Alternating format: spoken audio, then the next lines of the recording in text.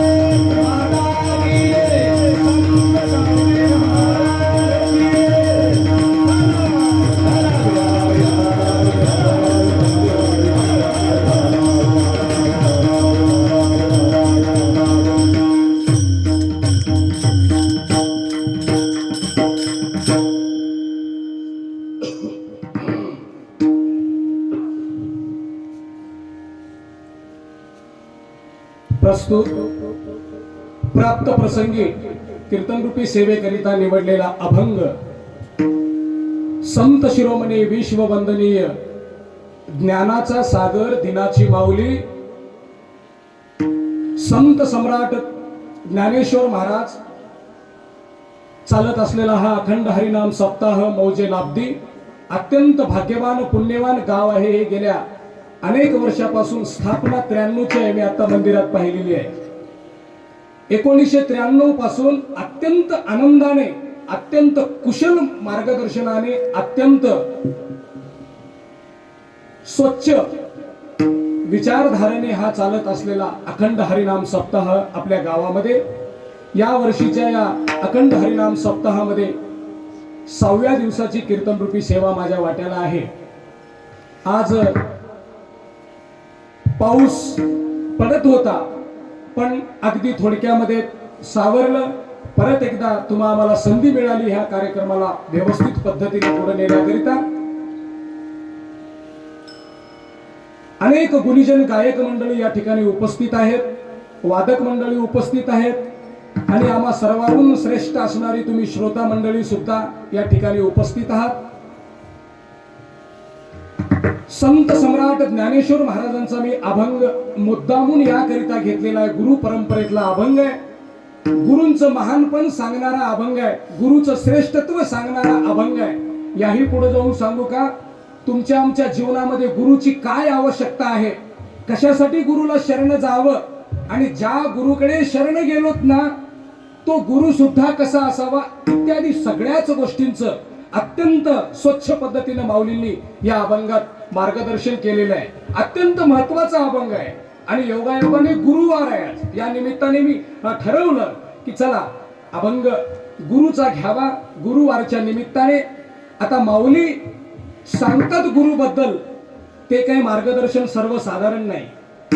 कोणीतरी गुरुबद्दल बोललं काही महत्वाचं नाही, माधव गुरुजी बोलले, अजून कोणी बोलले, हे काही महत्वाचं नाही. पण प्रत्यक्ष हे विश्वचे माझे घर म्हणणारे संत सम्राट, ज्ञान सम्राट असणारे ज्ञानेश्वर महाराज माऊली जेव्हा गुरुबद्दल तुम्हा आम्हाला परिचय देतात, ती काही गोष्ट सर्वसाधारण नाही. इतकं लक्षात घ्या. ज्या गोष्टीबद्दल, ज्या गुरुबद्दल माऊली तुम्हा आम्हाला परिचय, मार्गदर्शन करणार आहे, ते अत्यंत आपल्या जीवनाकरता सुलभदायक आहे, हितकारक आहे, तुमचं आमचं जीवन कृतार्थ करण्याकरता पुरेसं आहे, आणि त्याचा निश्चितच तुमच्या आमच्या जीवनामध्ये फायदा होईल. आणि जीवन सुजलाम सुफलाम कसं करता येईल, या जीवनाचं सोनं कसं करता येईल, याकरिता तुम्ही आम्ही तत्पर असावं. मी मुद्दामून सांगेल, अखंड हरिनाम सप्ताहाचं आयोजनच कशासाठी केलं जातं गावात सांगा. लाखो रुपये खर्च करतो आपण, मी नेहमी आवश्यकता असेल नसेल, पण कशासाठी करतो, तर याचं सरळ सरळ उत्तर तुमच्या आमच्या समोर एकच येतं.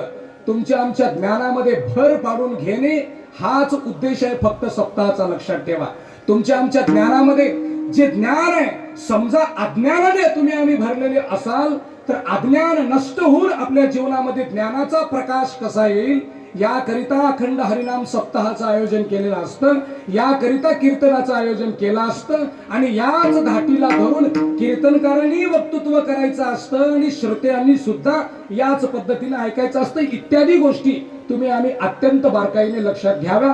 तेव्हा संत सम्राट ज्ञानेश्वर महाराज काय बोलतात, काय सांगतात, अत्यंत गांभीर्याने हा विषय आपण ऐकावा. विठाला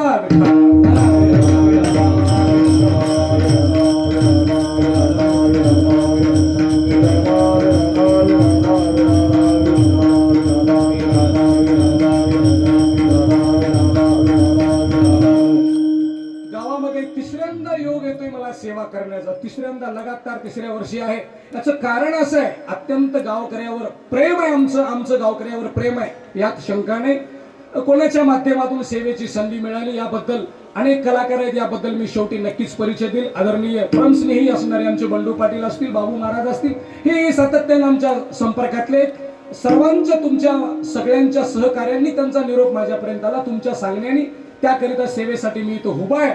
आणि मृदंग वादक आहेत, गायक आहेत, त्यांचा परिचय मी शेवटी देईल. तूर्तास तरी आपण अभंगाचं निरूपण पाहण्याचा प्रयत्न करू. सगळ्यांनी एकदा भजन करावं. विठाला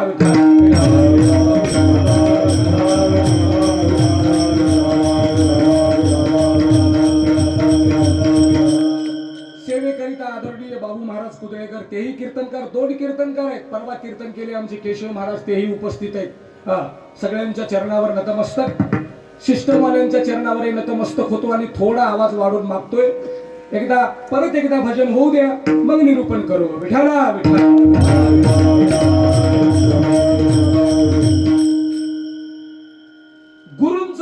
तत्व सांगणारा हा अभंग आहे. ऐका, गुरु तुमच्या आमच्या जीवनामध्ये असतात ना, त्या गुरुचं श्रेष्ठत्व सांगणारा हा माऊलींचा अभंग आहे.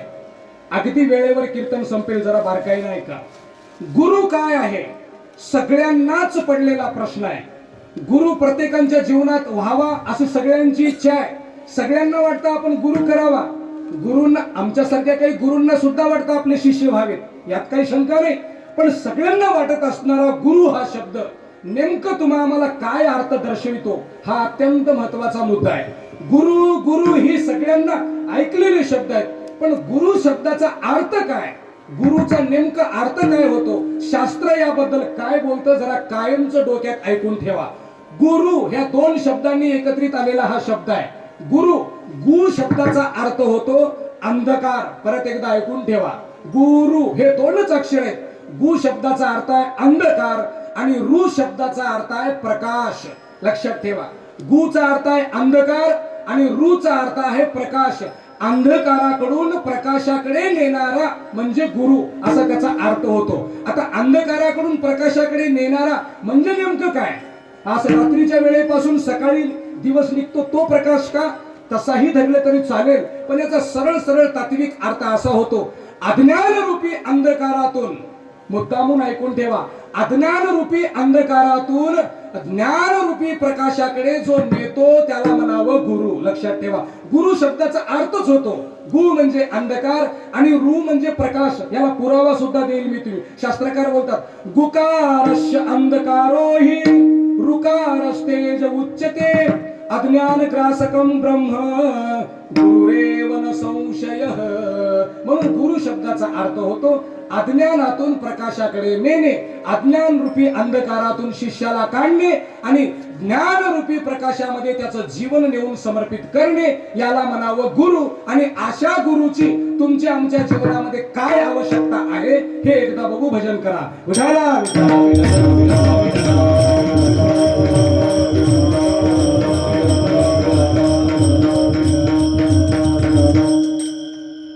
गुरुचा काय जीवनामध्ये उपयोग आहे लक्षात घ्या. गुरु एक अलौकिक क्षेत्र आहे. मुद्दामून ऐका. जीवनामध्ये सत्याचा साक्षात्कार करून देण्याचं काम गुरु करत असतात. लक्षात ठेवा. आणि जर गुरुनी जीवनामध्ये साक्षात्कार नाही केला तर जीवनाचा सत्यानाश झाल्याशिवाय कोणीही रोखू शकत नाही. अत्यंत महत्वाचे गुरु आहेत जीवनामध्ये. गुरु तुम्हा आम्हाला अत्यंत अज्ञानाकडून ज्ञानाकडे घेऊन जातात. तुमची आमची जे व्यवहाराची घडी बिघडलेली असते, तुमचं आमचं जीवन जे अधोगतीला जात असतं, त्या अधोगतीला जाणाऱ्या जीवनाला अत्यंत ज्ञानरूपी प्रकाशाकडे नेणे आणि तुमचं आमचं जीवन सुजलाम सुफलाम करणे ही गुरुची जबाबदारी आहे. आणि हे गुरुचं श्रेष्ठत्व आहे. गुरुचं हे पद आहे, अत्यंत कुशल पद आहे. गुरु काय करत असतो जीवनात ऐका. तुम्ही आम्ही अत्यंत वेगवेगळ्या अनेक संकटाला तुम्हा आम्हाला सामोरं जावं लागतं. जीवनामध्ये प्रत्येकाच्या जीवनामध्ये संकट आहेत, नाही असं नाही. जीवन संघर्षमय आहे, पण आलेल्या संघर्षाला, आलेल्या संकटावर मात करून जीवन परत यशस्वी व्हावं असं जर कोणाला वाटत असेल, दुःख जीवनामध्ये प्रत्येकाच्या येत असतं, पण दुःखाला थोडं बाजूला करून सुखाचाही थोडीशी आम्हाला झुळूक लागावी असं जर कोणाला वाटत असेल, एखाद्या अज्ञानाला वाटत असेल की आपल्या जीवनामध्ये ज्ञान प्राप्त व्हावं, एखाद्या व्यसनी माणसाला वाटत असेल की आपण जीवनामध्ये निर्व्यसनी व्हावं, एखाद्या मुद्दामून ऐका, एखाद्या निंदक माणसाला, हिंसा करणाऱ्या माणसाला जर वाटत असेल की आपली कीर्ती व्हावी, तर सरळ सरळ या व्यक्तीला, इत्यादी मी बोललेल्या व्यक्तीला एक तरी जीवनामध्ये चांगला गुरु मिळाल्याशिवाय जगाच्या पाठीवर दुसरा कुठलाही पर्याय शिल्लक नाही. म्हणून गुरु जीवनात अत्यंत आवश्यक आहे. व्यवहार सुद्धा करत असताना कसा व्यवहार करावा, किती कुशल व्यवहार आपला असावा, या मार्गदर्शनाकरिता सुद्धा गुरूंची आवश्यकता असते. गुरु याचा अर्थ काय होतो मी बोलून गेलोय. गुरुचं कर्तव्य काय? केवळ तुम्हाला माळ घालणे, केवळ तुम्हाला बोध देणे, केवळ तुम्हाला कानमंत्र देणे आणि मोकळं सोडणे इतकंच गुरुचं काम बिलकुल नाही. लक्षात ठेवा, गुरुचं काम जे आहे सातत्याने तुमच्यावर लक्ष ठेवून असणे. सातत्याने काय करतोय, कुठल्या बाबतीमध्ये तत्परता आहे का नाही, सत्संगामध्ये सामील आहे का नाही, गुण दोष त्याग करतोय का, इत्यादी सगळ्या बाबतीमध्ये जे कटाक्षाने तुमच्या आमच्या पाठीमागे उभा असतात त्याला गुरु म्हणावं आणि जीवनामध्ये एकतरी मार्गदर्शक, मार्ग दाखवणारा, बोध करणारा, सूचना करणारा, हात धरून कुठल्या तरी योग्य मार्गावर तुम्हा आम्हाला पोहोचवणारा, याकरिता जीवनामध्ये गुरु असणं अत्यंत आवश्यक आहे. जर जीवनामध्ये गुरु नसेल तर त्या जीवनाला काहीही अर्थ उरत नाही, निरर्थक जीवन ठरतं. याही पुढे सांगू का, गुरु नसेल तर जीवन निरर्थक ठरतं हे खरं आहे. पण चुकीचा गुरु जरी मिळाला, आता निरर्थक ठरण्यापेक्षाही अत्यंत महत्वाचा तोटा समोर आहे. नरक सुद्धा तुम्हा आम्हाला भोगावा लागतो. म्हणून इतका गुरु जीवनामध्ये महत्वाचा आहे. विठाला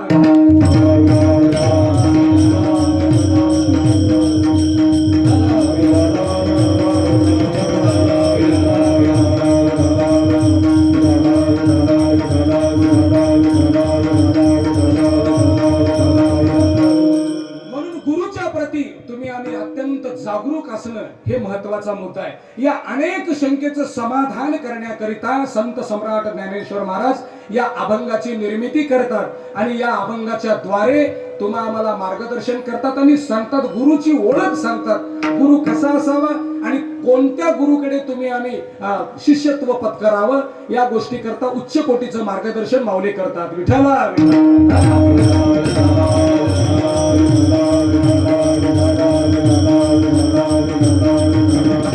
गुरूंचं महानपण वर्णन करणे शक्य नाही महाराज. अलौकिक महानपण आहे. दासबोधामध्ये वर्णन आलंय.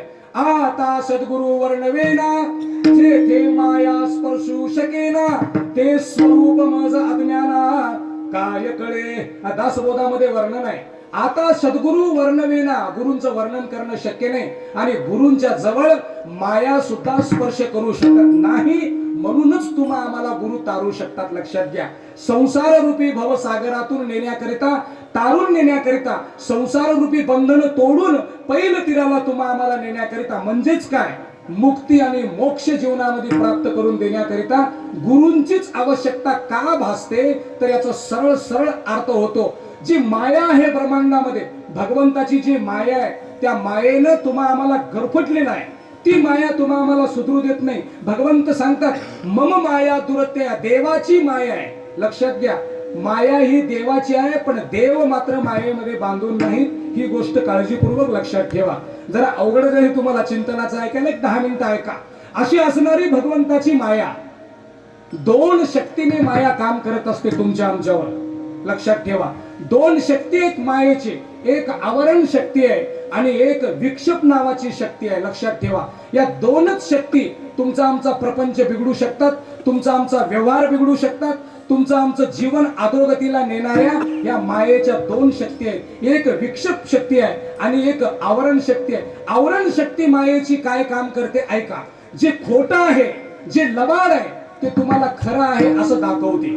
आवरण शक्ती पहा, हे विचित्र आहे. माणसं म्हणतात ना, काही वेळेला माणसं जी गोष्ट खरी आहे त्याला खोटं आहे म्हणतात, खोटं बोलतात. असं का करतात, तर ती माया आवरण शक्तीने तुमच्या आमच्यावर हावी होत असते. लक्षात ठेवा, सत्याला लोकांना यावं वाटत नाही, कीर्तनाला यावं वाटत नाही, कीर्तनामध्ये काही नाही, लबाड वाटतं कीर्तन. अशा वेळेला समजावं, आवरण शक्ती याच्यावर अतिक्रमण केलेली आहे. ही आवरण शक्ती काय करते, भास निर्माण करते, तुम्हा आम्हाला भ्रम निर्माण करते. एखाद्या व्यक्तीबद्दल गैरसमज करणे हा सुद्धा भाग आवरण शक्तीचा आहे. वस्तुस्थिती आपण ऐकलेलं नसतं, वस्तुस्थिती काही डोळ्यानं पाहिलेलं नसतं आपण, तरी सुद्धा व्यक्ती त्याच्याबद्दल गैरसमज का करतो, तर याचा सरळ सरळ अर्थ आहे, हा व्यक्ती मायेच्या अधीन आहे आणि आवरण शक्ती याच्यावरती काम करते असा अर्थ होतो. एखाद्या वेळेस काही माणसं देवावर सुद्धा शंका घेतात.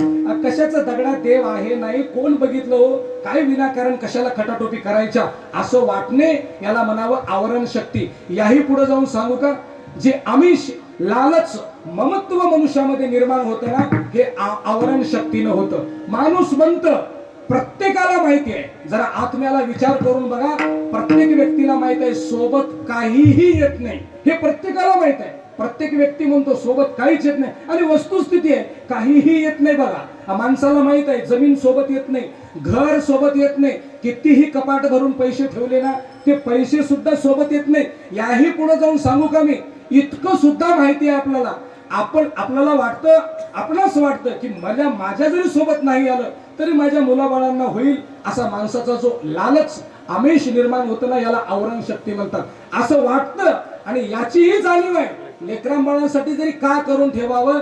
4 दिवस आपण गेल्यावर पुण्यतिथी करतील, 13 दिवसच सुतक पाळतात. यानंतर बघा कोणी आठवण सुद्धा काढत नाही. एखादी फोटो जरी करून भिंतीवर लावली, 1 वर्ष हार घालतील, पण काही वर्षानंतर त्या फोटोला कपडा सुद्धा मारत नाही, कोणी लक्ष सुद्धा त्याकडे देत नाही, कोणी आठवणही काढत नाही. आणि जर कारभार गेला नातू पंतूच्या हातात तर फोटो सुद्धा घरात राहील की नाही याची सुद्धा शंका आहे. इतकं सगळं कळताना सुद्धा मनुष्य माझं माझं का म्हणतो.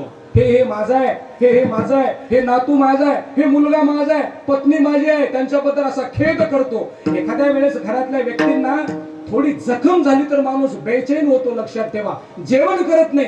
पण असं जे लालच आमिष, जे नाशिवंत गोष्टीकडे मनुष्याचं लक्ष प्रवर्तित होतं ना, त्याला म्हणावं आवरण शक्ती. लक्षात घ्या, ही माया आहे. ही मायेची आवरण शक्ती या पद्धतीने काम करते. विठाला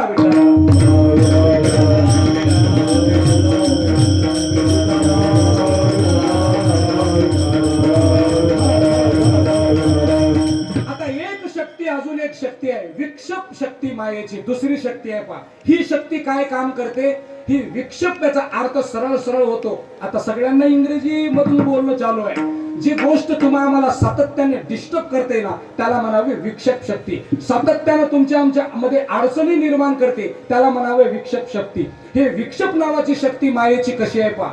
तुम्हाला काही चांगलं करूच देत नाही. बघा, चांगलं करायचं म्हणलं की ती सातत्यानं अडथळा आणते. आणि हे विक्षेप नावाची जी शक्ती आहे ना, हिचा सर्वप्रथम आघात मनावर होतो. बघा, एखादा आजार, समजा एखादा आजार जर झाला, जसं किडनीवर एखादे अटॅक करणारे बिमारी आहेत, काही वालवर अटॅक करणारे आहेत, काही मेंदूवर अटॅक करणारे जशी बिमारी आहेत, तशी हे विक्षेप नावाची शक्ती मायेची मनावर अटॅक करते आणि मनाला काबीज करते आणि मनाकडनं नको ते वाईट वाईट काम सगळे करून घेते. हे विक्षेप शक्तीचं काम आहे. काय करते ही शक्ती आहे का. ही शक्ती नेमकं कीर्तनामध्ये आलं की माणसाला अभंगाचं चिंतन, निरूपण, अभ्यास नाही, कीर्तन ऐकूच देत नाही. बघा, आणि जरी मजबुरी असली ऐकायला बसली तर मनाला पटू देत नाही, माणसं नाराज होऊन जातात. असं इथं नाही, पण काही ठिकाणी बघा चित्र आम्हाला ऐकायला मिळतं. अभंगावरचं चांगला अभ्यास नाही, कीर्तन मनाला का आवडत नाही,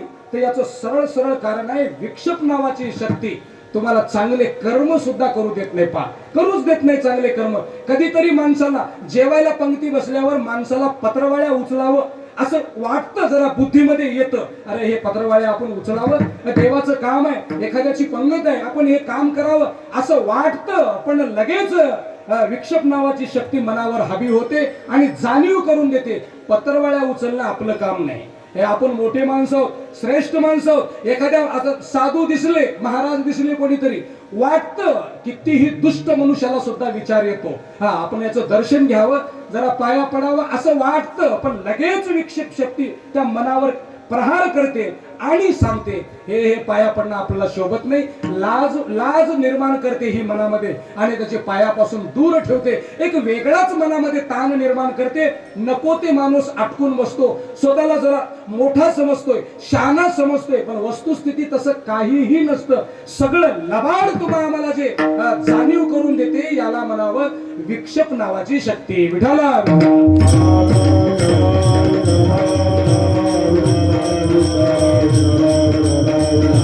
आणि महत्वाचा मुद्दा आहे का, या दोन शक्तीवरच तुमचं आमचं जीवन आहे. बघा, काळजीपूर्वक आहे का. आम्हाला व्यवहारात ज्या अडचणी येतात ना, आम्हाला जे व्यवहारात त्रास होतो ना, आम्हाला प्रपंचामध्ये जे दुःख होतं ना, या दोन शक्तीमुळेच येत असतं. तिसरी शक्तीच दुसरी कोणती नाही. बघा, या दोन गोष्टीमुळे तुम्हाला अडचण येते. एखाद्या वेळेस कोणीतरी काहीतरी वाईट बोललं आपल्याला आणि मनाला लागलं की दुःख होतं. तसं तर विचार केलं ना, सरळ सरळ काही लक्ष द्यायचं नाही वाईट माणसाकडे. तू मला बोललास ना, थोडंच त्या गोष्टी मला लागणार आहे, सोडून दे असं म्हणत नाही मनुष्य. का म्हणत नाही, ते विक्षेप नावाची शक्ती त्याला सातत्यानं प्रेरित करते, गर्व निर्माण करत असते, मनामध्ये अहंकार निर्माण करते. आणि एखादी व्यक्ती आपलं मानली नाही, एखादी व्यक्ती आपल्याला अपमानास्पद बोलली की मनाला दुःख देण्याचं काम ही शक्ती करते. आणि ती आवरण शक्ती पहा, एका ठिकाणी सोयराबाईंनी बोललेलं आहे, दोरीच्या सापा भिवूनी भवा भेटी नाही जीवा शिवा. याचा अर्थ काय? जीव आणि शिव या दोन्हीची भेट या दोन शक्त्या करून देत नाहीत. लक्षात ठेवा, हे दोन शक्त्या माळेगावला घेऊन जातात माणसाला, पण कीर्तना मंडपात येऊ देत नाही. त्याचं सगळ्यात मोठं कारण हे दोन शक्त्या आहेत. हे दोन शक्त्या नेमकं कीर्तन सुरू व्हायच्या पुढं काहीतरी कारणानं धर्माबादला घेऊन जातात, पण मंडपामध्ये येऊच देत नाहीत माणसाला. याचं कारण आहे ते. आता असा काय कोणता काय मोठा पाऊस झाला काय, गावामध्ये पूर घुसला काय, असं काही चित्र नाही, पण माणसाला निमित्त लागतं. पाणी यायलंय, माणूस बघा एखाद्या वेळेस कुठल्या यात्रेला जाताना, नको ते वाईट कामाला जाताना, आबाळ पाऊस तर सोडा, आबाळ खाली पडल्यावर सुद्धा थांबत नाही. चला याला घाबरल्यावर जमते काय, जाऊ, चला माळेगावला जायचं ठरलं आपलं, जाऊ. पण कीर्तनाला जायचं म्हणलं की आबाळाकडे बघणे, थेंब चालू आहे, तो वारं सुटलंय, हो काय करावं, वाट खरतड आहे, कशाला, हे भानगडी कधी निर्माण होतात? या दोन शक्तीच कारणीभूत आहेत. लक्षात ठेवा, या दोन शक्ती माणसाला क्रोधित आणतात. क्रोध किती करतो मनुष्य बघा, अत्यंत क्रोध करतो, छोट्या छोट्या गोष्टीवर सुद्धा क्रोध करतो. जे क्रोध करतात माणसं त्यांनी आवर्जून ऐका, क्रोधाला जरा टाळावं, क्रोधाला जरा बाजूला ठेवावं. लक्षात ठेवा, क्रोध अशी भयंकर चीज आहे, नको नको ते माणसं दूर करते. क्रोध काहीही चांगली गोष्ट नाही. छोट्या छोट्या गोष्टीवर क्रोध करतात. मी नेहमी बोलतो, जर आपली पत्नी वेळेवर चहा जरी नाही दिली तरी माणसं क्रोधित होतात. एखाद्या वेळेस काहीतरी काम वेळेवर नाही झालं, घरातल्या परिवारावर क्रोधित होऊ नये. माणसाने क्रोधाला आळा घालावा. बरं, क्रोध नसावाच असं नाही, क्रोध असल्याशिवाय तर जीवनच जगू शकत नाही आपण, पण क्रोध कधी व्यक्त करावा याचं मात्र गणित मनुष्याकडे असायला हवं. क्रोध कुठेही व्यक्त करायचा नसतो, योग्य ठिकाणी क्रोध व्यक्त करायचा असतो, पण हे असं होऊच देत नाहीत हे दोन शक्त्या. नको तिथं क्रोधित करणे, नको तिथे बोलणे, नको त्याच्या भानगडीत पडणे, नको त्याच्या पायात पाय घालणे, आवश्यकता नसेल तरी बोलणे, कोणी बोला म्हणलं तरी बोलणे, नाही बोला म्हणलं तरी बोलणे. या सगळ्या विचित्र गोष्टी तुम्हा आम्हाला जीवनामध्ये बदनाम करतात, वाईट कर्म करायला प्रेरित करतात. सत्व कर्म करत नाहीत माणसं, राजसिक आणि तामसिक कर्म करून जीवन बर्बाद करतात ना. याला कारणीभूत आहे फक्त आवरण शक्ती आणि विक्षेप नावाची शक्ती. हे दोनच शक्त्या तुमचा आमचा संसार मातीमोल करतात. नसेल तर संसार काहीही वाईट नाही. लक्षात ठेवा, संसारा इतकं चांगलं दुसरं परमार्थ सुद्धा नाही, असं तुकोबारायांनी बोललेलं आहे.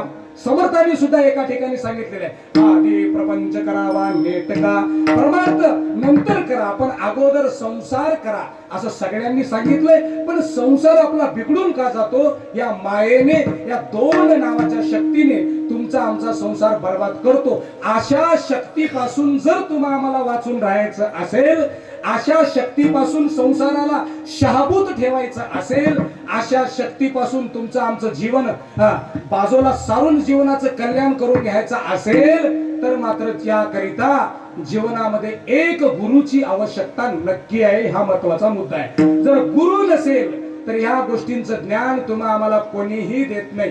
गुरु कशासाठी लागतो आता मी सरळ सांगेल.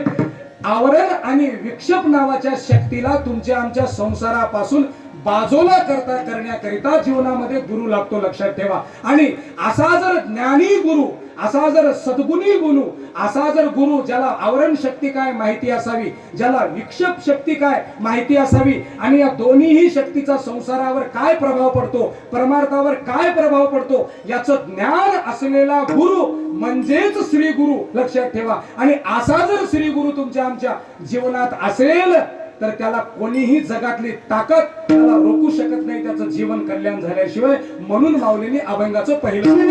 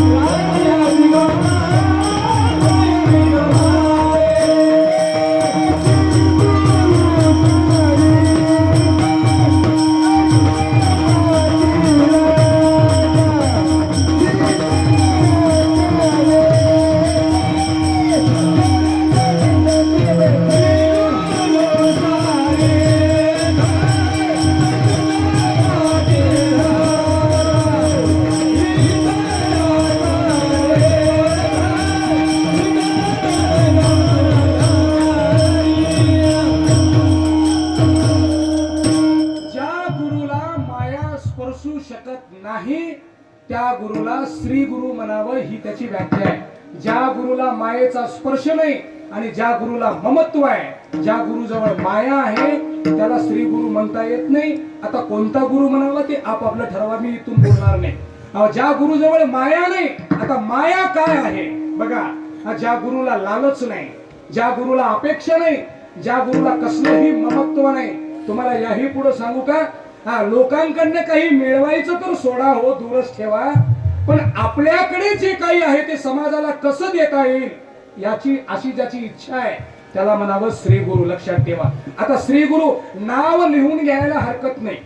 श्री गुरु, जगद्गुरु, सद्गुरु तुम्ही कितीही पदव्या लावा, पण वस्तुस्थिती ते त्याचा अर्थ काय होतो आणि त्या योग्यतेचा आहे का, त्या पात्रामध्ये तो बसतोय का, हा अत्यंत महत्वाचा मुद्दा आहे. म्हणून श्री शब्द तेव्हाच लागू शकतो जो व्यक्ती मायेच्या पलीकडे पोहोचलेला आहे, तेव्हाच त्याला श्री असा शब्द लागू शकतो. म्हणून जे गुरु सगळेच आहे. लक्षात ठेवा. सर्वप्रथम तर सगळ्याची आधी महत्वाची गुरु कोणती असेल तर प्रत्येकाची जीवनामध्ये पहिल्या क्रमांकाचे गुरु स्वतःची आई आहे. लक्षात ठेवा. आई आहे सर्वप्रथम गुरु.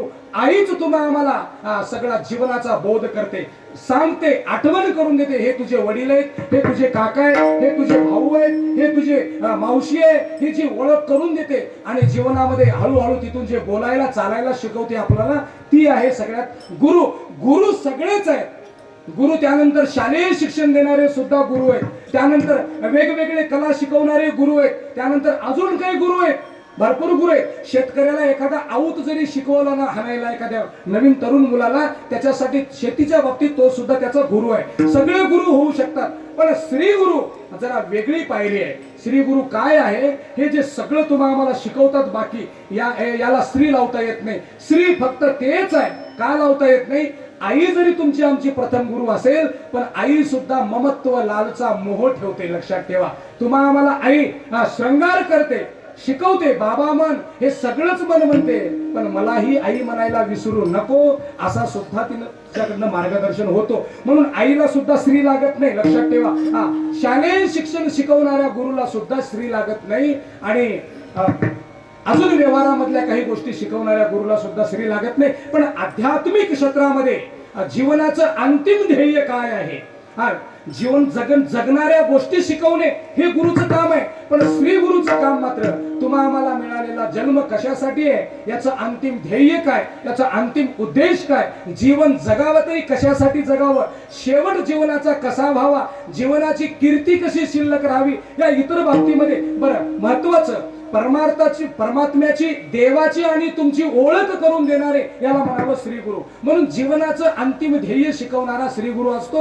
आणि श्री गुरु त्याला पदवी तेव्हा लागते त्या गुरुकडनं सगळीच लालच, मोह, माया नष्ट व्हावी लागते. आवरण विक्षेप शक्तीमधनं तो बाहेर पडावा लागतो. तर त्यालाच श्री गुरु म्हणतात. आणि असा जर श्री गुरु असेल तर तुम्हा आम्हाला इतरांची लेखा कोण करी. माऊली बोलतात आता दुसऱ्याच्या ठिकाणी कुठेही भटकण्याची गरज नाही. इतरांची लेखा कोण करी म्हणजे असा जर गुरु असेल तर कोणाला विचारून बघायची काय गरज आहे अशी भाषा नाही ती. याचा अर्थ होतो की आता इतर ठिकाणी जाऊन जीवनाचं काही वेगळं कल्याण करून घेण्याच्या तडपड करण्याची काहीही गरज नाही. तुम्हाला हाच गुरु मोक्षापर्यंत नेऊन पोहोचू शकतो. बरं, मोक्षाचा एक अर्थ काय होतो लक्षात ठेवा. मोक्ष म्हणजे काय? सरळ सरळ मोक्षाचा अर्थ होतो स्वस्वरूपाचा आत्मसाक्षात्कार होणे म्हणजेच ज्ञान प्राप्त होणे, यालाच म्हणावं मोक्ष. लक्षात ठेवा, मोक्ष म्हणजे लोकांच्या समोर एक वेगळी प्रतिमा आहे. काहीतरी बसून जावं, आकाशात बसावं, वर जाऊन तिथं देवापाशी काहीतरी स्वर्गात, याला म्हणावं मोक्ष. असं काहीही नाही. मोक्ष म्हणजे ज्ञान प्राप्त होणे, यालाच म्हणावं मोक्ष. आणि असं ज्ञान प्राप्त करण्याकरिता श्री गुरु जीवनामध्ये अत्यंत महत्वाचे आहे. ते गुरु मायेपासून दूर गेलेले असावे. ज्या गुरुकडे माया आहे, ज्या गुरुचा मोहच गेला नाही, ज्या गुरुची लालच गेली नाही, ज्या गुरुचं आमिष गेलं नाही, ज्या गुरुची दक्षिणेवरची लालच सुटली नाही, अशा गुरुकडनं तुम्ही शिष्य करून घेऊन सुद्धा तुम्हाला काही मोक्ष आणि मुक्ती प्राप्त होणार नाही. म्हणून श्री गुरु अवश्य पाहावा. आणि श्री गुरुचे काय लक्षण आहेत अजून हेही थोडक्यात सांगू आणि पुढे जाऊ. भजन करा. विठ्ठला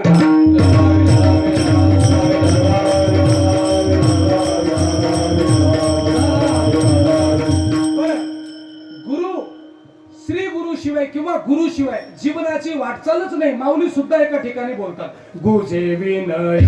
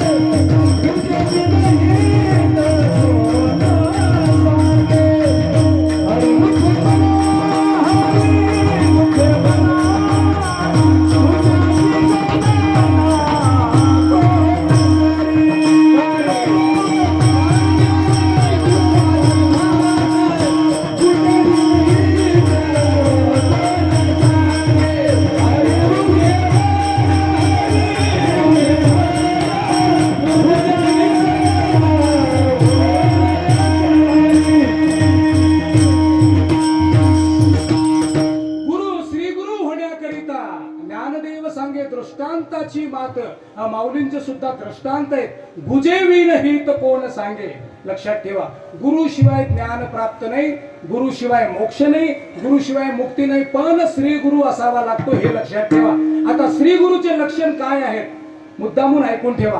श्री गुरु कसा असतो? जो 3 गुणांनी परिपूर्ण असतो त्याला म्हणावं श्री गुरु. परत एकदा सांगेल, कोणते 3 गुण? सत्वगुण, रजगुण आणि तमगुण. या तिन्ही गुणाचा त्या गुरुकडे अभ्यास असावा तर त्याला म्हणता येतं श्री गुरु. हा महत्वाचा मुद्दा ऐकून ठेवा. एका ठिकाणी उल्लेख आलेला आहे पहा, गुरुर ब्रह्मा गुरुर विष्णू गुरुर देवो महेश्वरा. हे ब्रह्मा विष्णू महेश हे कशाचं प्रतीक आहे? 3 गुणाचं प्रतीक आहे. लक्षात ठेवा. तुकोबारायांनी सुद्धा सांगितलेलं आहे, आकार तो ब्रह्म उकार तो विष्णू मकार महेश जाणीला. तुकोबाराय सांगतात, आकार या ब्रह्मांडाला आकार देणारा ब्रह्मा आहे, या ब्रह्मांडाचं रक्षण पालन पोषण करणारा विष्णू आहे, आणि या ब्रह्मांडाचा संहार सुद्धा करणारा महेश म्हणजे महादेव आहे. हे 3 गुण रज तम आणि सात्विकपणाचं लक्षण आहे. लक्षात ठेवा, हे 3 गुण जिथे एकत्रित येतात आणि या तिन्ही गुणाचा अभ्यास ज्या गुरुकडे आहे त्याला म्हणावं श्री गुरु. आता उदाहरणार्थ सांगतो, सगळ्यात मोठं गुरुच्या बाबतीत नाव एका देवाला आलेलं आहे. मुद्दामून ऐकून ठेवा, ज्याच्याकडे या तिन्ही गुणाने जो भगवंत परिपूर्ण भरून आहे, ज्या तिन्ही गुणाने स्वतः तर देव आहेच आहे, पण त्यासोबत जगाच्या पाठीवर एकच देव असा आहे ज्याच्याकडे 2 पदवी आहेत. मुद्दामून ऐकून ठेवा. एक देवत्व नावाची पदवी आहे आणि दुसरी पदवी श्री गुरु नावाची पदवी आहे. श्री गुरु नावाची पदवी कशामुळे आली बरं, देवत्व नावाची पदवी कशामुळे आली ते पाहू. देवत्व नावाची पदवी याच्यामुळे आली कारण 3 देवताचं स्वरूप आहे तो, त्यामुळे ते देवत्व आहेच. पण श्री गुरु पदवी कशामुळे आली, त्या 3 देवतांसोबत तिन्ही गुणाचं आत्मज्ञान जवळ आहे म्हणून श्री गुरु पदवी. असे कोण आहे तर त्याचं उत्तर आहे भगवान दत्तात्रय महाराज. लक्षात ठेवा, हे दत्तात्रयांचं प्रतीक असं आहे. 3 गुणांनी परिपूर्ण भरलेले आहेत दत्तात्रय महाराज म्हणून त्यांना श्री गुरु असं सुद्धा म्हणता येतं. दत्तात्रयांना जर सोडलं तर श्री गुरु ही पदवी इतरिक्त कुठल्याही देवाला लावता येत नाही. लावता येत नाही म्हणजे त्या देवाकडे नाहीच असं हिनवायचं नसतं. का नसतं, ते ज्या देवताला तुम्ही हिनवतोत ना तेच देवता श्री गुरु आहेत. लक्षात ठेवा, हे दत्तात्रय महाराज आहेत म्हणून हिनवता येत नाही. दत्तात्रय महाराज 3 गुणांना परिपूर्ण आहेत म्हणून श्री गुरु आहेत. पण दत्तात्रय नेमकं कोण आहे, दत्तात्रयांचा सरळ सरळ अर्थ आहे ब्रह्मा विष्णू आणि महेश या तिघांचं एकत्रीकरण म्हणजे दत्तात्रय महाराज आहेत. लक्षात ठेवा, म्हणून दत्तात्रय आणि ब्रह्मा यात काहीही फरक नाही. दत्तात्रय आणि विष्णू यात काहीही फरक नाही. दत्तात्रय आणि महादेव यात काहीही फरक नाही. का, दत्तात्रयांची निर्मितीच आहे या 3 देवापासून. लक्षात ठेवा, म्हणून तिन्ही देव दत्तात्रय आहेत आणि दत्तात्रय म्हणजेच हे 3 देव आहेत. हे सगळं सेम आहे, याच्यामध्ये काहीही बदल नाही. पण दत्तात्रयांचं एक वेगळं अजून एक रूप काय तर श्री गुरु पदवी दत्तात्रयांकडे आहे. 2 देवतांचं 2 पद आहे. एक दत्तात्रयाकडे देवत्व आहे आणि श्री गुरु आहे आणि परत दुसरे एक देव असे स्वतः देवत्वही आहे आणि एक उच्च कोटीचे भक्त सुद्धा आहेत, ते म्हणजे बजरंगबली हनुमंतराय. लक्षात ठेवा, हनुमंतराय देव सुद्धा आहेत, त्यासोबत एक श्रेष्ठ महान भक्त सुद्धा आहे. हा तुकोबराय सुद्धा म्हणतात त्यांना. काय भक्तीच्या त्या वाटा मज दावाव्या सुबटा.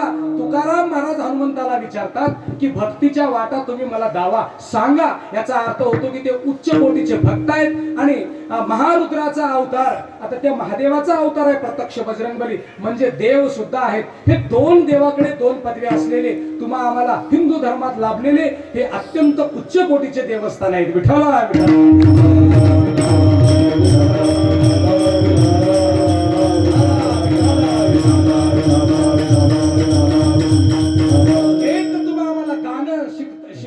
शिकवायला मिळतं बघा. काय, हा ब्रह्मा विष्णू महेश आजी मी पाहिले, मला हे दत्त गुरु दिसले. या 3 देवतापासून दत्तात्रयांची निर्मिती आहे, म्हणजेच 3 देव आहेत. याच्याही पुढे नाथ महाराजांची आरती बघा, काय सांगतात, त्रिगुणात्मक त्रियमूर्ती दत्त हा जाना, हे जाणून घ्या.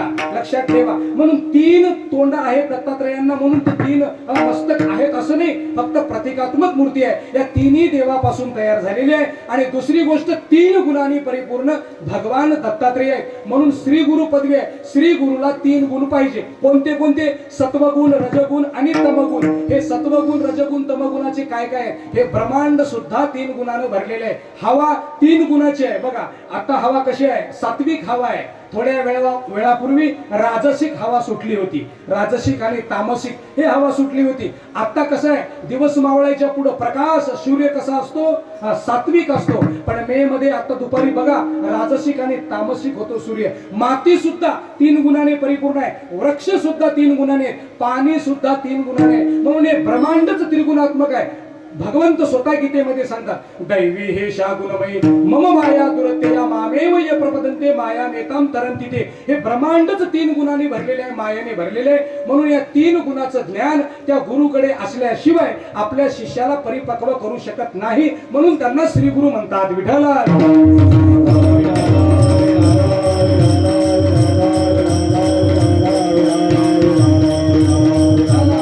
आता 3 गुण कोणते आहेत लक्षात घ्या.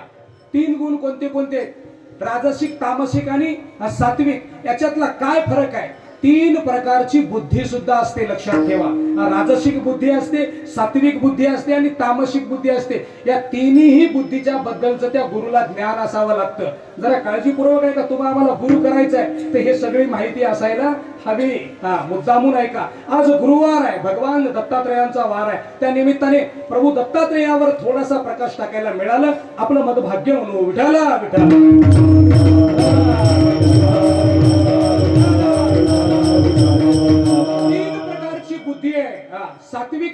कशी आहे भगवंत सांगतात, प्रवृत्तींच निवृत्तींच कार्य भयाभये बंधम मोक्षमच या वेती बुद्धी ही सा पार्थ सात्विकी. अर्जुना, सात्विक बुद्धी कशाला म्हणावं? प्रवृत्ती काय आणि निवृत्ती काय ज्याला कळते. प्रवृत्ती निवृत्ती म्हणजे काय हो? सरळ सरळ कळावं. हा देह हा सत्संगाकडे कीर्तनाकडे वळवणे याला प्रवृत्ती म्हणतात, आणि कीर्तनातून उठून सत्संगाकडे उठून फालतू कामामध्ये लक्ष घालणे याला निवृत्ती म्हणतात. म्हणून प्रवृत्ती काय निवृत्ती काय ज्या बुद्धीला कळतं त्याला म्हणावं सात्विक बुद्धी. आता राजसिक बुद्धी काय सांगतात, यया धर्मम अधर्मम च कार्यम च अकार्यमेव च अयतावत प्रजाजनानाति बुद्धी सा पार्थ.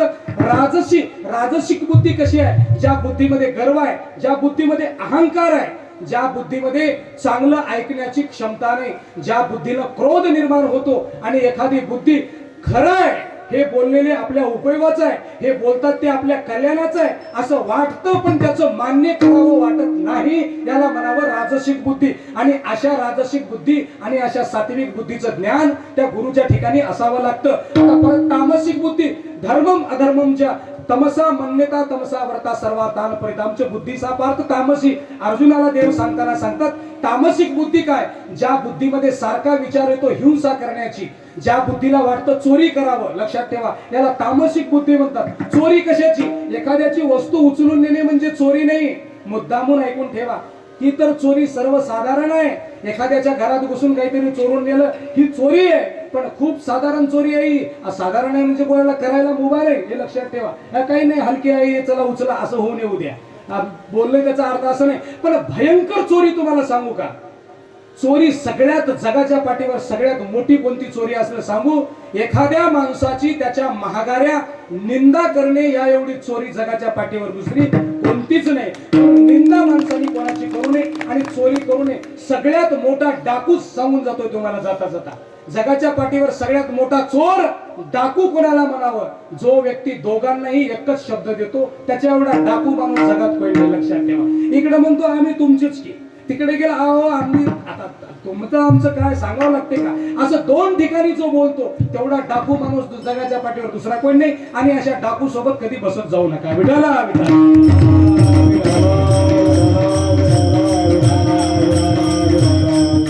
मुद्दामून आहे का?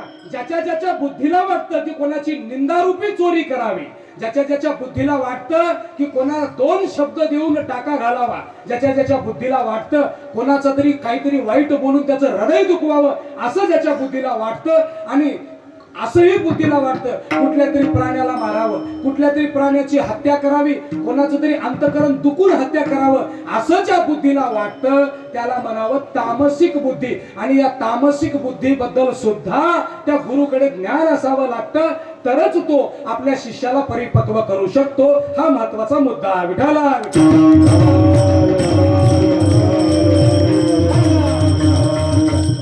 तीन प्रकारची बुद्धी त्या गुरु जवळ लागते. मी थोडक्यात बोलत पुढे जाईल, माझा टाइम होत चालला. परत तीन प्रकारचे कर्म सुद्धा त्या गुरुकडे असावे लागतात, लक्षात घ्या. तीन प्रकारचे कर्म आहेत. आता किती प्रकारचे कर्म आहेत गुरुकडे मी सांगणार नाही, पण श्री गुरु जर बनायचा असेल तर या तीन प्रकारची बुद्धीचं ज्ञान असावं लागतं, आणि तीन प्रकारच्या कर्माचं सुद्धा ज्ञान असावं लागतं, राजसिक तामसिक आणि सात्विक. सात्विक कर्म कोणते आहेत बघा, ऐका.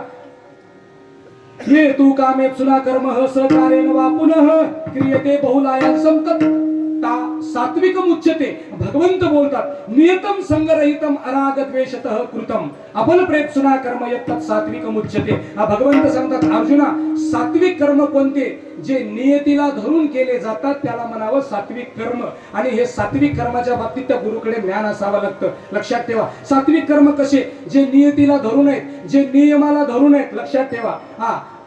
सकाळीच स्नान केली तर हे सात्विक कर्म आहे. काय कधी बी एकदा करायचं, दिवसातून संध्याकाळी जर आंघोळ करू लागलं माणूस, संध्याकाळीच नियम ठरवून टाकलं, सकाळच्या परी पारसं फिरायचं साऱ्या गावाने आणि संध्याकाळी आंघोळ करून पावडर लावून फिरायचं, याला काही अर्थ शिल्लक उरत नाही. हा व्यक्ती हे नियमाचं काम नाही, लक्षात ठेवा. जेवण सुद्धा अगदी वेळेवर, जेवण सुद्धा, भोजन सुद्धा कर्म आहे आणि हे सुद्धा वेळेवर पाहिजे. आता जेवण वेळेवर आहे, स्नान वेळेवर आहे, पूजा वेळेवर आहे, तर लक्षात ठेवा तुमचा आमचा व्यवहार ज्याच्यावर चालतो ते व्यापार आणि ते शेतीतले काम, ते धंद्याचे काम सुद्धा अत्यंत वेळेवर करणे याला म्हणावं सात्विक कर्म, लक्षात ठेवा. आणि ज्या कर्मामध्ये पाप नाही, ज्या कर्मामध्ये स्वार्थ नाही, त्याला म्हणावं सात्विक कर्म.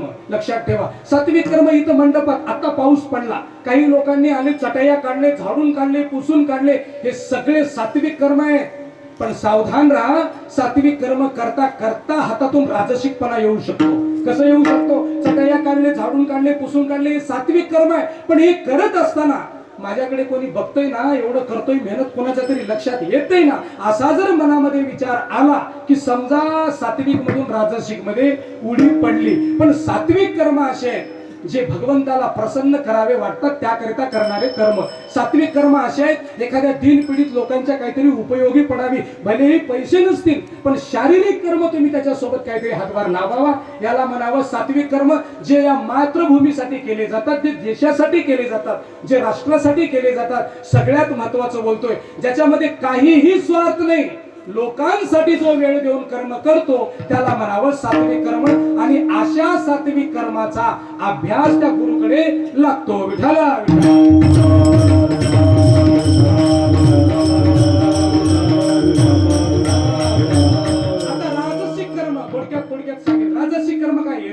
सुना कर्म हस कारेल वापुन क्रियते बहुलायान सप्तक राजसम उदारितम. राजसिक कर्म कसे आहेत?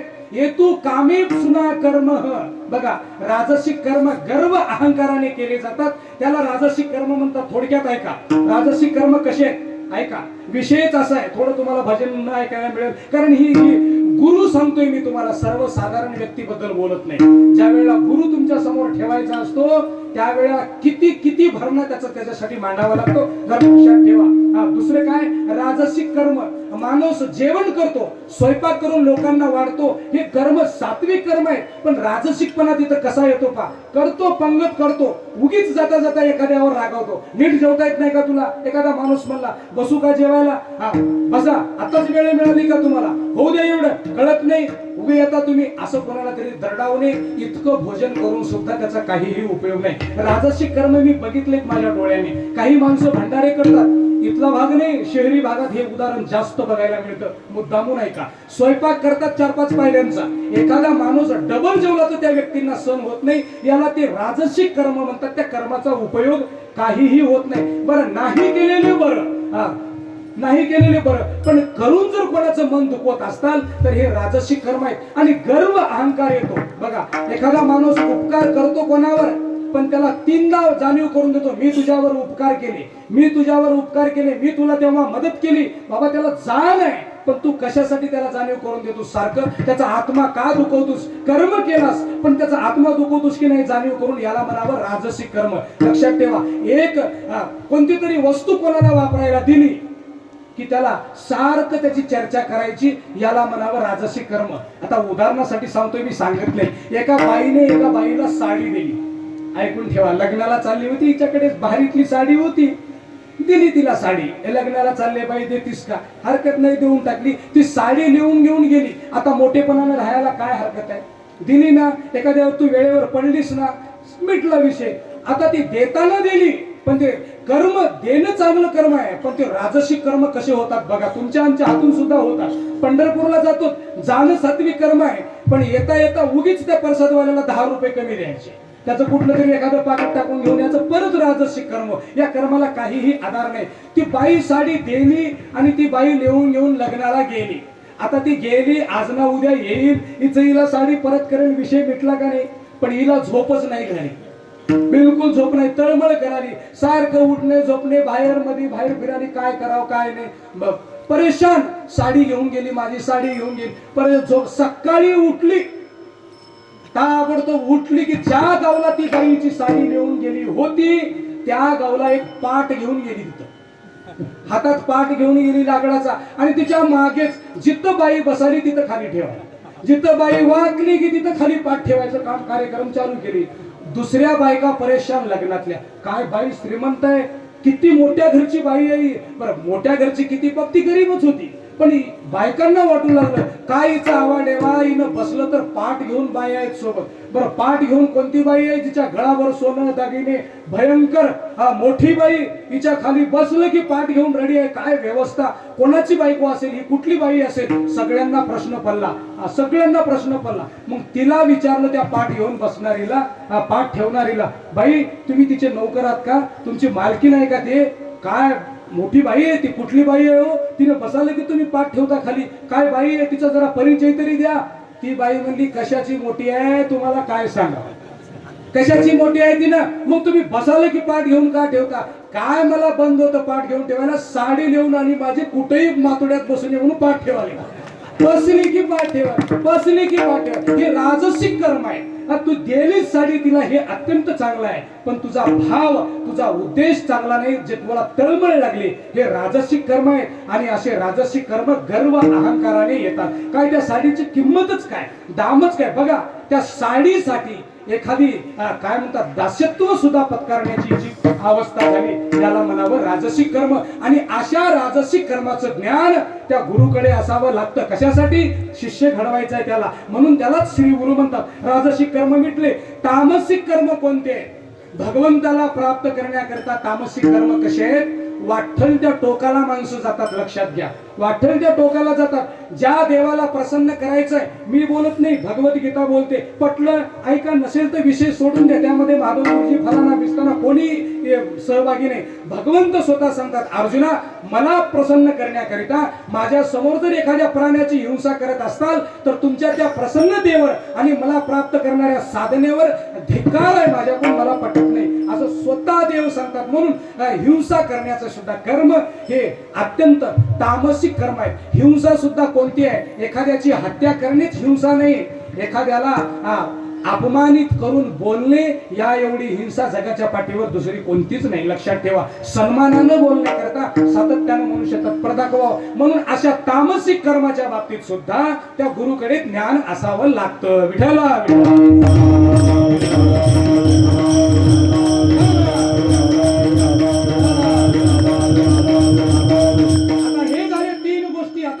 महत्वाचे. तीन सुखाचं सुद्धा ज्ञान त्या गुरुकडे असावं लागतं, तरच तुम्ही आम्हाला सुखी करू शकतो, अन्यथा तो सुखी काय करणार आहे. म्हणून तीन सुख कोणते, राजसिक तामसिक सात्विक, लक्षात ठेवा. यातच ग्रह विषमी व परिणामे मृतोपमम तत्सुखम सात्विकम प्रोक्तकम आत्मबुद्धी प्रसादजम. भगवंत गीते सांगतात सात्विक सुख कशाला म्हणतात, जे सात्विक सुख अत्यंत कष्ट केल्यावर प्राप्त होत असतं. कष्ट करताना नको वाटतं, कडवट लागतं, पण मिळालेलं सुख अत्यंत गोड असतं, याला सात्विक सुख म्हणतात. राजसिक सुख तेच आहे, लक्षात ठेवा. जे गर्व अहंकाराने सुख प्राप्त करतो त्याला नाही. तामसिक सुख सुद्धा तेच आहे, हिंसा करून करणारं सुख, याच्यापासून सुख मिळत नाही. आणि या तिन्ही गोष्टीचं त्या गुरुकडे ज्ञान असावं लागतं. आणि अशा तीन गोष्टीचं गुरुकडे ज्ञान असेल तर त्याला श्री गुरु म्हणतात. आणि असा जर श्री गुरु तुमच्या आमच्या जीवनात मिळाला तर आता इतरिक्त कोणाकडे जाण्याची गरज नाही. म्हणून भगवंत सांगतात तद्विद्ये प्रणिपातेन परिप्रश्नेन सेवया उपदेक्षयन्ति ते ज्ञानं ज्ञानेन स तत्वदर्शिन. माऊली सांगतात अशा गुरुच्या जवळ जा तरी तनु मनु जीवे चरणाशी लागावे. या गुरुच्या चरणाला लागा, अगर्वता करावे, दास्य सकळ याचं दास्यत्व करा, याची सेवा करा. याच्याकडे असे कोणतेच गुणाचा अभ्यास नाही, त्याची फुकट सेवा करून आपला वेळ वाया घालू नका आणि त्याला खोटा मोठेपणा देऊन त्यालाही बर्बाद करू नका. पदरात काहीही पडणार नाही. विठाला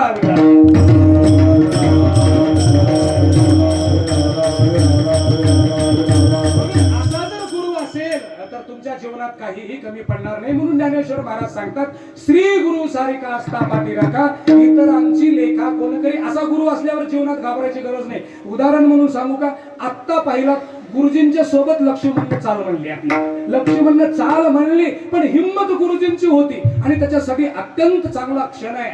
त्याच्या जीवनातला एक महत्वाचा क्षण आहे. आपण एका मोठ्या गायकासोबत गुरु सोबत आपण चाल म्हणली, हे त्याला काही आत्मबळ कमी नाही. म्हणून असा गुरु पाठी सोबत म्हणत असताना म्हणणाऱ्यांना काय भीती आहे, काही भीती उरत नाही. जसं सहज माणूस म्हणून निघून जातो आणि म्हणली सुद्धा चांगली त्यांनी. तर त्याचं कारण जे आहे, कारण गुरु सोबत असावा लागतो. त्या विद्वत्तेमधला परिपक्व व्यक्ती सोबत असला की त्याला कुठलीही अडचण येत नाही. म्हणून माऊली सांगतात श्री गुरु सोबत असला की तुमच्या जीवनात अडचण नाही. हे पहिल्या चरणाचा अर्थ होतो. विठ्ठला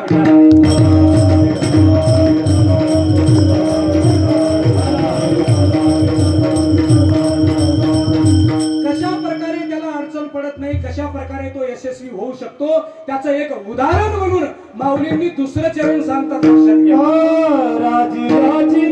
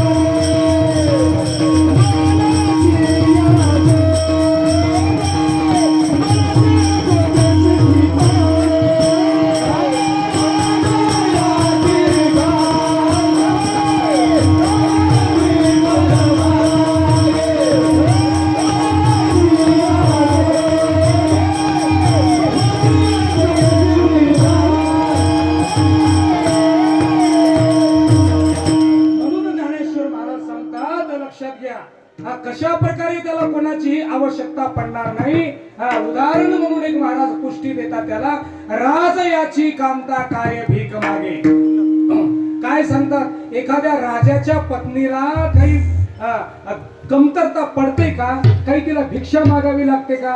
आता मी नेहमी उदाहरण देतो, सगळ्याच महाराष्ट्रामध्ये आमच्या बायकांनी लाडक्या बहिणीचा फॉर्म भरला, पण मुख्यमंत्र्याच्या बायकांना भरायची काही गरज आहे का. बिलकुल नाही, तिला आवश्यकताच पडत नाही. त्या फॉर्म भरा हे करा काही गरज नाही, तिला काही कमी नाही. तसं राजयाची कांता, जी राजाची पत्नी आहे, तिला भीक मागण्याची, कोणाकडे याचना करण्याची गरज पडत नाही. तसं जर श्री गुरु तुमच्या आमच्या जीवनात मिळाला तर आता माझ्या जीवनाचं कल्याण करा हो, माझ्या जीवनाचं काहीतरी सांगा हो, असं म्हणून कोणाच्या दारात जाण्याची गरज पडत नाही. पण तो श्री गुरु मी सांगितलेल्या तेवढ्या मोठ्या गुणांनी परिपक्व असायला हवा. विठाला विठाला.